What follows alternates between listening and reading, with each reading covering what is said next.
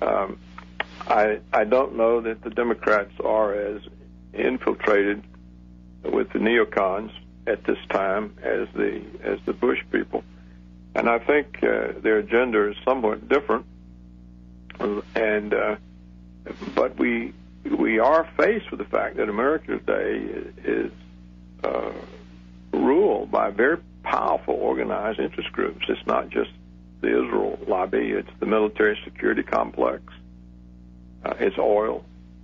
It's the transnational corporations that want to offshore all the American jobs, and these are very powerful interest groups because they have vast sums of money to allocate to politics. And they're not going to stop. And they're not going to stop. But when the consequences of Bush's policy are proved to be detrimental for America's standing and influence and so on, then that is not in their interest. It's not in their interest to be isolated and despised. So that can all turn too, you see, Alex. I think the whole thing, had it not been for 9/11, none of this could have happened. And that's why, that's part of the reason you think and argue that 9/11 was an inside job, because that set the whole thing in motion. That's always been the excuse, and it made opposition difficult, because if you opposed it, it meant that somehow you were willing to take the attack from the terrorists and not do anything about it. So that's played into their hands totally. Whether or not they could do that again, I don't know. You know is probably better than I do that Bush has set up things for martial law. They've got these concentration camps being built by Halliburton.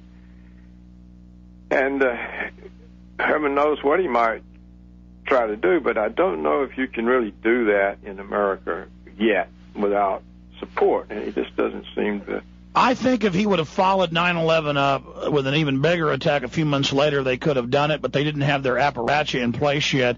And I think they're so discredited now, and false flag is now in the consciousness and in the nomenclature and is now a meme that, yeah, if they do go ahead with that, I think it's going to be the end of these individuals completely. But hell, Hitler turned east against the Soviets.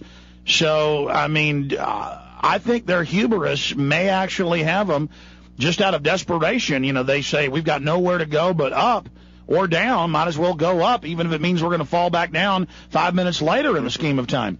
I think what really is hurting him now is this unwillingness to end the war, because everybody can see it's pointless and going nowhere. And that the reasons given for it were all wrong, false. And so the determination to persist on a course that's generally recognized as a failure, I think, is really undermining the administration.